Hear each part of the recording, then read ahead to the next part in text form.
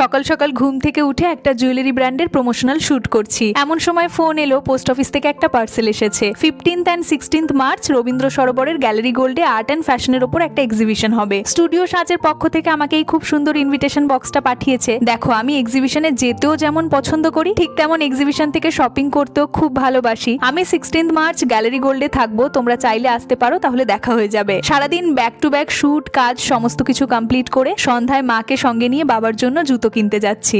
বাবার জামা কাপড় জুতো সবকিছুই আমি আর মা গিয়ে পছন্দ করে কিনে নিয়ে আসি। বলতে পারো বাবার হাতে সেরকম ভাবে সময়ও থাকে না, আর আমার বাবা আমাদের পছন্দ অনুযায়ী জামা কাপড় পরতেও ভালোবাসে। আমার বাড়ির সবাই আমরা খাদিমসের জুতো পরি, যদিও খাদিমসের জুতো রেগুলার ইউজ করলে মোটামুটি ওই 6 মাস মতো চলে। আমার এই ব্রাউন কালারের জুতোটা পছন্দ হয়েছে, আর মায়ের ওই ব্ল্যাক কালারের জুতোটা পছন্দ হয়েছে। শেষমেশ বাবাকেই ছবি তুলে পাঠালাম। সব শেষে বাবার পছন্দ অনুযায়ী ওই ব্রাউন কালারের জুতোটা নিয়ে আমি আর মা এখন বাড়ি ফিরছি। চলো আমরা বাড়ি ফিরি, দেখা হচ্ছে তোমাদের সাথে পরের ব্লগে। বাই।